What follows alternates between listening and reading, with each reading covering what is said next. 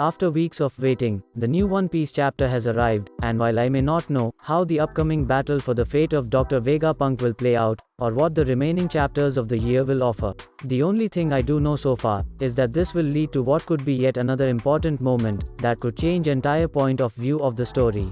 The latest chapter kicks off with the Germa mini arc, where Caesar and Judge continue to fight from the last cover page. Over their heads, we can see a cloud with a flashback about their days in Mads. We can also see Vegapunk, with the same outfit as the picture we saw when Kuma described him, and some shadows behind him who could be the other Mads member.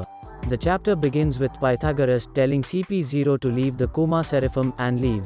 Although, it wasn't going to be very simple when it comes to Lucy's group. Lucy asks Pythagoras about the incidents, where several 𝚤𝚙 ships disappeared around Egghead Island. However, Pythagoras denies any involvement, and insists that the CP0 must leave. Although, Lilith interrupted the conversation and tells Lucy and the others that they will open the ports, so that they may investigate for themselves, even though Pythagoras didn't think it was a good idea. After that, Lucy orders his fellow CP0 agents to prepare to abandon ship, then they call as Bear, that's how they call the 𝚤𝚙𝚡, to use the replicated power of its pawpaw fruit, to warp all of them to the island. After they left the warship, the sea beast weapon destroyed their ship. Meanwhile in the Kamabaka Queendom, around the same time where the previous chapter ended, the real Kuma also uses his devil fruit power to warp away to an unknown destination, which made Dragon very worried. Back at the junkyard, when Luffy was trying to understand why Vegapunk wanted his help to leave the island, he reveals to Luffy that his dream is to provide free energy to people all over the world.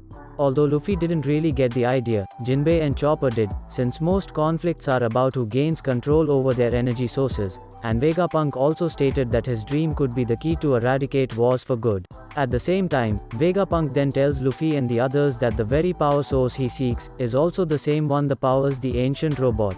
During that moment, they then heard some unknown explosion nearby.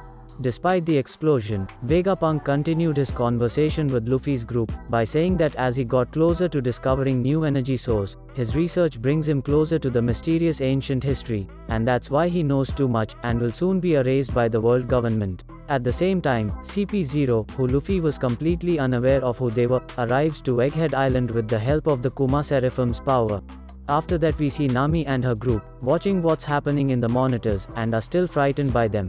As they prepare themselves for battle, Sakar orders the release of S-Snake, Hancock Seraphim, S-Hawk, Mihawk Seraphim, and S-Shark, Jinbei Seraphim, and then he gives control authority to Sentomaru. We can see Sentomaru's image, but chapter doesn't confirm as he's actually on the island.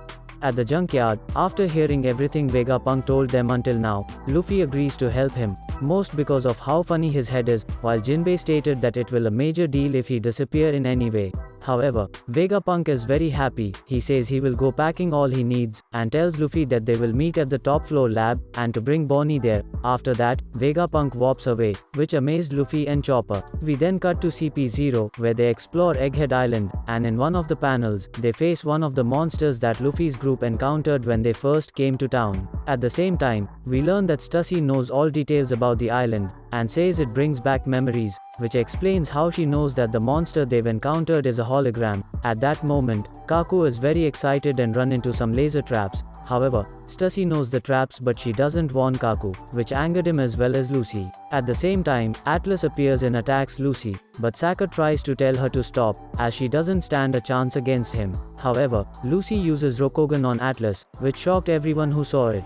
In the final double spread of the chapter, we see the result of Lucy's attack on Atlas, where her head cracked and was destroyed completely, but despite that, it seems Atlas is still alive for now. We then see Luffy and his group carrying Bonnie, and they suddenly come across Lucy and CP0, which shocked them as they both remembered each other, but before it could go any further, the chapter ends without a break next week.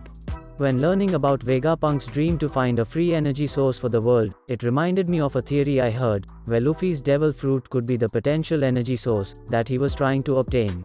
But that would mostly make sense if Luffy uses his Gear 5th in front of him during the upcoming battle with CP0, and he ends up explaining the Straw Hats the truth about Luffy's devil fruit, and why it must never fall in the wrong hands. Now I don't know exactly how the battle between Luffy's group and Lucy's will play out, or who will have the advantage, but what are the chances that Lucy's group will accidentally help Luffy's group awaken their respective devil fruit powers, just like how their fellow agent did in Wano?